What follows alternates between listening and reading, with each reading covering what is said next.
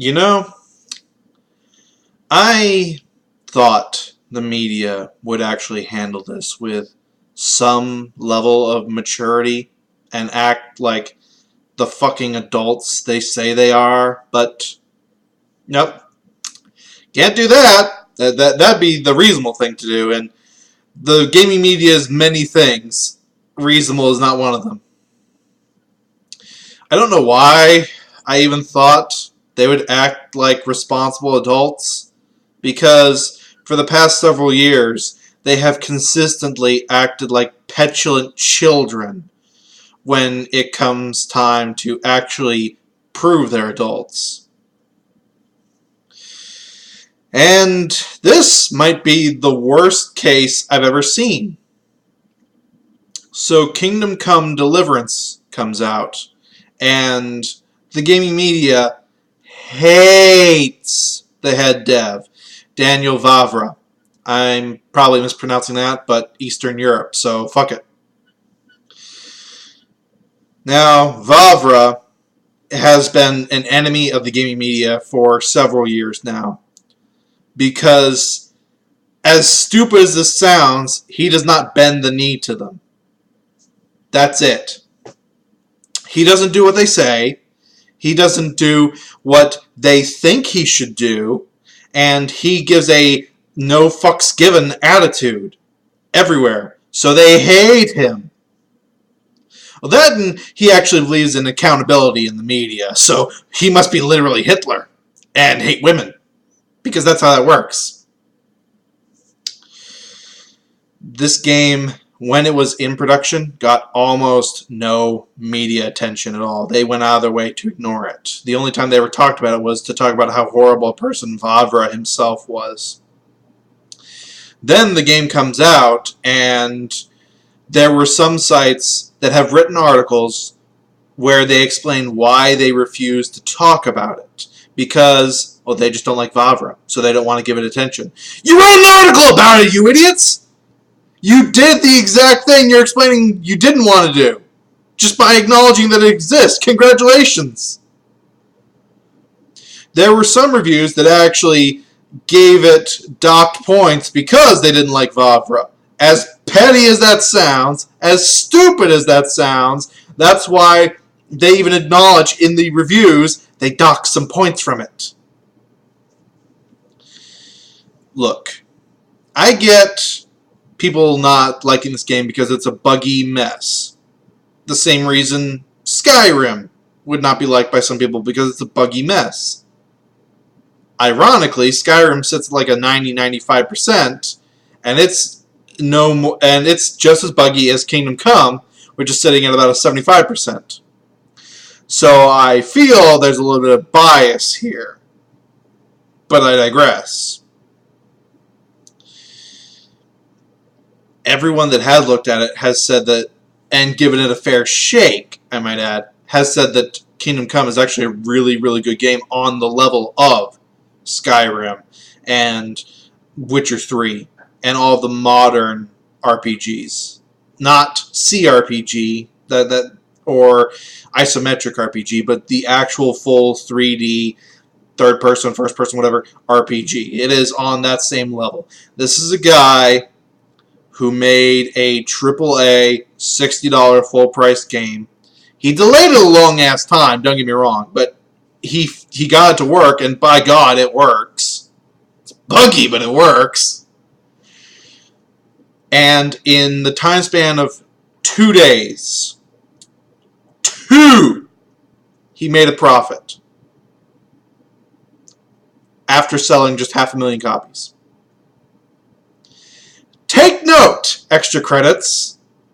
You don't need to spend $100 million to make a game. Ha! Back to the media point, though.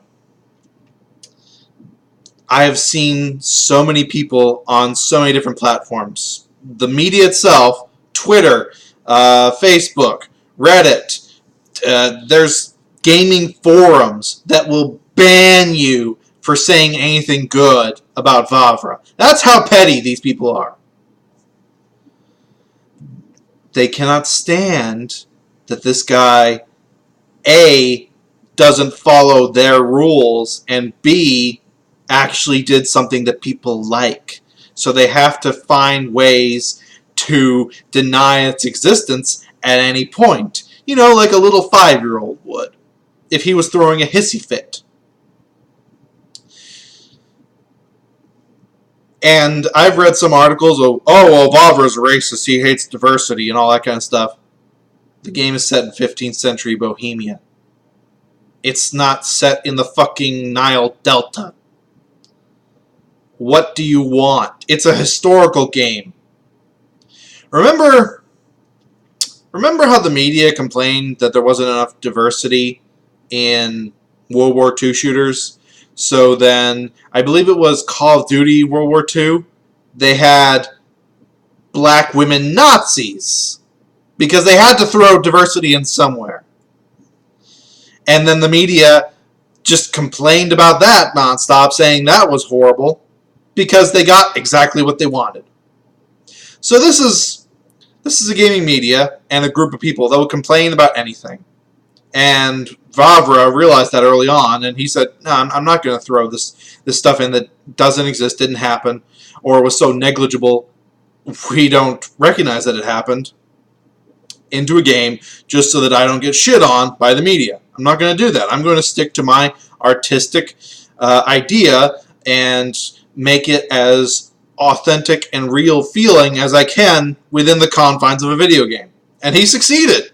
I have not seen anybody except some subsets of the media deny that that's exactly what this feels like. It feels like if you were, again, in the confines of a video game, in 15th century Eastern Europe. Now, I'm pretty sure the question of why exactly does the media think so many different people lived in Eastern Europe in the Middle Ages, that question is going to come up. I'm not joking. It's because a Tumblr account told them. I wish I was making that up. There is a Tumblr account that the owner of that account says, I believe it's she, is a historian. Because as we all know, no one ever lies on the internet. And she has gone to painstaking lengths to say, oh, well, this person's black, that person's brown, this person was actually Middle Eastern. No, that person was definitely black. I can prove it because I'm going to darken the context of this painting so that it looks like the person's black as opposed to white. That is pretty much what happens with that Tumblr account. And for reasons that I can't begin to understand, the media, or certain subsets of the gaming media, seem to think, oh yeah, that's completely 100% accurate. I believe that. That's how any historical game should look. It's baffling that a Tumblr account is a trusted source. It's mind-boggling that the media has so rallied against Vavra because of that, and because he doesn't follow the media's rules. And I must say, I am so happy to see that this has actually helped him more than it's hurt him. I think a lot more people know about the game because of this. Because this game had an advertising budget of zero. So all of this publicity that they've been giving for why, oh, he's a horrible person and you shouldn't buy this game, has probably helped them more than not. Because the people that are complaining that you shouldn't buy this game, it's racist, are the same people that would never have bought this game to begin with.